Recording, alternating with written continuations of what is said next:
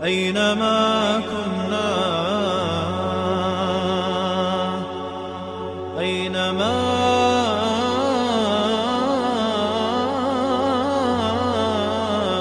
صرنا أينما صرنا قلنا الحمد لله رب العالمين والصلاة والسلام على رسوله النبي الأمين وعلى آله وأصحابه أجمعين أما بعد। প্রিয় ভাই ও বোনেরা, আকীদা বিষয়ক আলোচনার পূর্বে আমরা আরও কয়েকটি মারাত্মক ফিতনার ব্যাপারে আপনাদের সতর্ক করতে চাই, যেগুলো থেকে আপনাদের দ্বীন ও ঈমানকে হেফাজত করা অতীব জরুরি। গত মজলিসে আমরা ফুরুআই ও শাখাগত মাসাইল নিয়ে দলাদলির ফিতনা সম্পর্কে আপনাদের সামনে আলোচনা করেছিলাম। আজ আমরা কথা বলবো দ্বীনের খণ্ডিত চর্চার ফিতনা নিয়ে। আমরা আশা করব আপনারা দিলের কান দিয়ে শুনবেন এবং অনুধাবন করার চেষ্টা করবেন। প্রিয় ভাই, দ্বীনের খণ্ডিত চর্চা মানে আকীদা ও আমলে আংশিক দ্বীন পালন করা এবং এই আংশিক দ্বীনকেই পরিপূর্ণ দ্বীন মনে করা। অথচ খণ্ডিত দ্বীন আসলে কোনো দ্বীনই নয়। দ্বীনের কোনো অংশকে ছাঁটাই করে ফেললে তার দ্বীন থাকে না। ইসলামের কিছু আকীদাকে, কিছু আহকামকে বাদ দিয়ে দিলে সেই ইসলাম আর ইসলাম থাকে না। ইসলামের প্রবেশ করতে হলে পরিপূর্ণভাবে প্রবেশ করতে হবে। কেউ যদি ইসলামের কিছু আকীদা ও আহকামকে গ্রহণ করে আর কিছু সজ্ঞানে বাদ দিয়ে দেয়, তবে সে আর যাই হোক, সে মুসলিম হতে পারে না। আল্লাহ রাব্বুল আলামিন পবিত্র কালামে মাজিদ ইরশাদ করছেন, ইয়া আইয়ুহাল্লাযীনা আমানু দুখুলু ফিস-সিলমি কাফা ওয়া লা তাত্তাবিউ খুতুওয়াতিশ শাইতান ইন্নাহু লাকুম আদুউম মুবিন।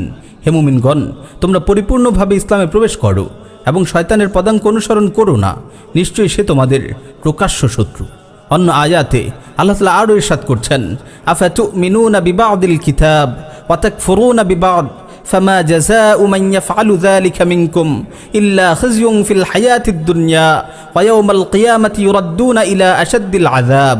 তবে কি তোমরা কিতাবের কিছু অংশে বিশ্বাস করো এবং কিছু অংশকে প্রত্যাখ্যান করো?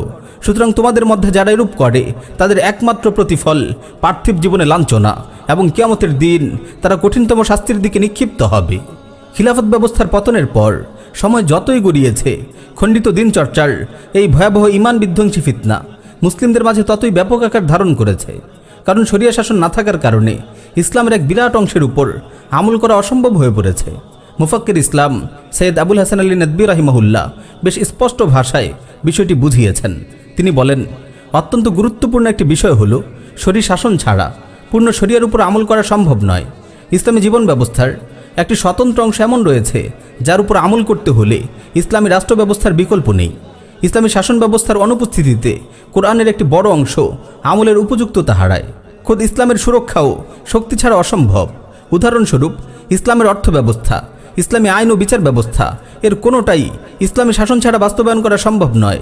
তাই কোরআন শক্তি সঞ্চয় ও বিজয় অর্জনের উপর খুব গুরুত্বারোপ করেছে।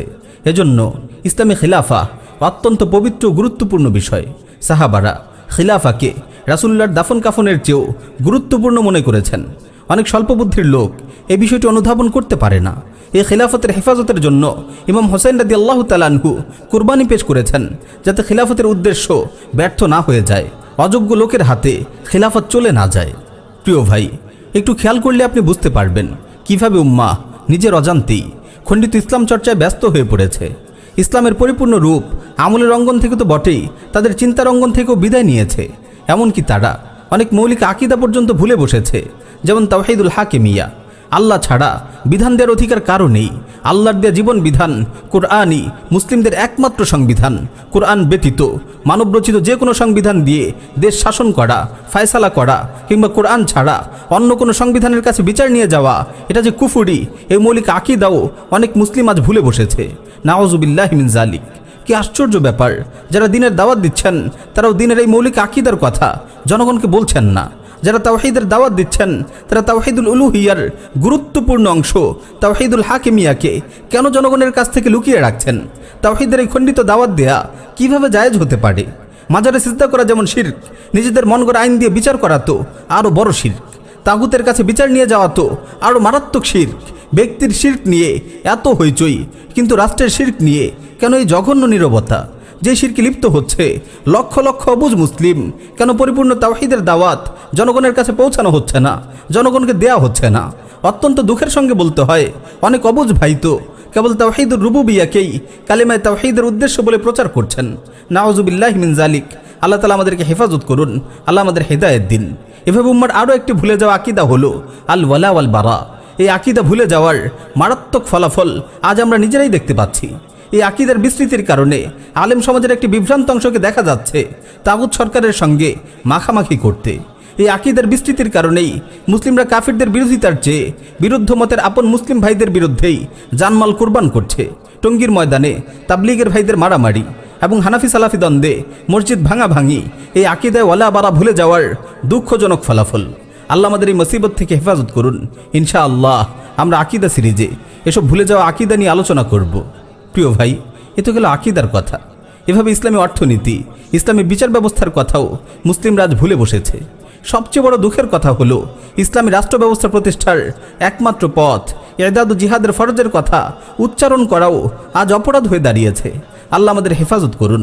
সুদভিত্তিক অর্থ ব্যবস্থা যে আল্লাহ তার রাসূলের বিরুদ্ধে সুস্পষ্ট বিদ্রোহ, একথা আমরা ওলামা ও দায়ীরা জনগণকে খোলামেলা কেন বলছি না? কেন এই কথা স্পষ্টভাবে বলে দেওয়া হচ্ছে না? এদেশের শাসক গোষ্ঠী 24 ঘন্টা আল্লাহ তার রাসূলের বিরুদ্ধে যুদ্ধে লিপ্ত। এদেশের বিচার ব্যবস্থা সম্পূর্ণ কুফরি। ইসলামী হদুদ কেসাস কোনো কিছুরই ধার ধারছে না এই তাগুত শাসক গোষ্ঠী, বরং এই মুরতাদরা ইসলামী হদুদ কেসাসকে মধ্যযুগীয় বর্বর আইন বলে উপহাস করছে। নাউযুবিল্লাহি মিন যালিক। এই কুফরি রাষ্ট্র ব্যবস্থার বিরুদ্ধে আমাদের সংগঠিত হতে হবে। এই ফিরাউনের শাসন ব্যবস্থাকে সমূলে উৎখাত করার জন্য আমাদের বুদ্ধিবৃত্তিক ও সামরিক প্রস্তুতি গ্রহণ করতে হবে। এই কথাগুলো গোপন করার কি দলিল, কি অজুহাত আছে আমাদের কাছে? হাসরের দিন আমরা আল্লাহর দরবারে কি জবাব দেব? প্রিয় ভাই, রাসূল সাল্লাল্লাহু আলাইহি ওয়াসাল্লাম যখন মক্কা ইসলামের দাওয়াত শুরু করেছিলেন, তিনি কি আকীদার কোনো অংশকে লুকিয়ে রেখেছিলেন? তিনি কি খণ্ডিত ইসলামের দাওয়াত দিয়েছিলেন? তিনি কি তাওহীদের কোনো অংশ গোপন করেছিলেন? তিনি কি জাহিলিয়াতের কোনো শয়তানের বিরুদ্ধে নীরবতা পালন করেছিলেন? সুবহানাল্লাহ! এই খণ্ডিত ইসলামের দাওয়াত দেওয়ার শিক্ষা আমরা কোথায় পেলাম? রাসূল সাল্লাল্লাহু আলাইহি ওয়াসাল্লাম যখন মক্কা লা ইলাহা ইল্লাল্লাহর দাওয়াত দিতে শুরু করলেন, মক্কার তাগুত নেতৃবৃন্দের মসনদ থরথর করে কেঁপে উঠল। তারা বুঝতে পারল তাওহীদের এই দাওয়াত তাদের জাহিলি সমাজ ব্যবস্থার গোড়ায় প্রবলভাবে আঘাত এনেছে। অচিরে এই দাওয়াত তাদের কুফরি সমাজ ব্যবস্থাকে সমূলে উৎখাত করে ছাড়বে। ফলে মক্কার তাগুত শাসক গোষ্ঠী এই দাওয়াতের বিরুদ্ধে কোমর বেঁধে নেমে পড়ল। তারা রাসূল সাল্লাল্লাহু আলাইহি ওয়াসাল্লাম এবং সাহাবীদের উপর অকথ্য নির্যাতন শুরু করল। এমনকি অনেক সাহাবীকে শহীদ পর্যন্ত করে দিল। কিন্তু কি আশ্চর্য, একদিকে আমাদের লা ইলাহা ইল্লাল্লাহর দাওয়াত চলছে, অপরদিকে তাগুতি রাষ্ট্র ব্যবস্থা খোশ মেজাজে বহাল তবিয়তে চলছে, বরং দিন দিন আরও সংহত ও শক্তিশালী হচ্ছে। এমনকি আমাদের লা ইলাহা ইল্লাল্লাহর দাওয়াতকে খোদ তাগুতরাও সমাদর করছে, কোথাও রীতিমতো সাহায্য করছে। একটু চিন্তা করে দেখুন, আমাদের লা ইলাহা ইল্লাল্লাহর দাওয়াত আমেরিকা ইসরায়েলেও কিভাবে চলে? রাসূলুল্লাহর দাওয়াতের সঙ্গে আমাদের দাওয়াতের কি পার্থক্য? প্রিয় ভাই, এখানে মূল পার্থক্য হলো আমরা খণ্ডিত ইসলামের দাওয়াত দিচ্ছি, আমরা খণ্ডিত তাওহীদের দাওয়াত দিচ্ছি। আমাদের দাওয়াত সেই দাওয়াত নয় যা রাসূল সাল্লাল্লাহু আলাইহি ওয়াসাল্লাম দিয়েছিলেন। নইলে যেখানে তাওহীদের দাওয়াত চলে সেখানে শিরক কিভাবে বহাল তবিয়তে থাকতে পারে? মনে রাখবেন, বিশুদ্ধ তাওহীদের দাওয়াত দেওয়া মাত্রই শিরকি রাষ্ট্র ব্যবস্থায় কাঁপন ধরবে। বিশুদ্ধ তাওহীদের দাওয়াত কখনো শিরকি ও কুফরি রাষ্ট্র ব্যবস্থার সম্মতি ও পৃষ্ঠপোষকতায় চলতে পারে না। তাওহীদ ও শিরকের এই সংঘাত অনিবার্য। প্রিয় ভাই, যে দাওয়াত রাসূলুল্লাহর সুন্নাহ অনুযায়ী দেয়া হয় না, সেই দাওয়াত কল্যাণের পরিবর্তে গোমরাহি ডেকে আনবে। প্রিয় ভাই, আলোচনার দীর্ঘ করতে চাই না। খণ্ডিত ইসলাম চর্চার এই ফিতনা সম্পর্কে আমরা সংক্ষেপে ইশারা করলাম। আশা করি আপনারা বিষয়টি অনুধাবন করার চেষ্টা করবেন। আমরা আপনাদের চিন্তার সূত্রটুকু ধরিয়ে দিলাম মাত্র। আপনারা বিষয়টি নিয়ে আরও গভীরভাবে চিন্তা করবেন। দিনের খণ্ডিত চর্চার এই ফিতনা থেকে আল্লাহ আমাদের হেফাজত করুন। আমাদের দায়িত্ব হবে আকীদা বিশ্বাসে পরিপূর্ণ ইসলামকে ধারণ করা এবং বাস্তব জীবনে সাধ্য মতো ইসলামের আহকামগুলো বাস্তবায়ন করা এবং দীর্ঘমেয়াদে আল্লাহর জমিনে আল্লাহর আইন বাস্তবায়নের জন্য দাওয়া ইরদাদের কার্যক্রম অব্যাহত রাখা। আল্লাহ তাআলা আমাদের সবাইকে বোঝার ও আমল করার তৌফিক দিন। আমিন ইয়া রাব্বাল আলামিন।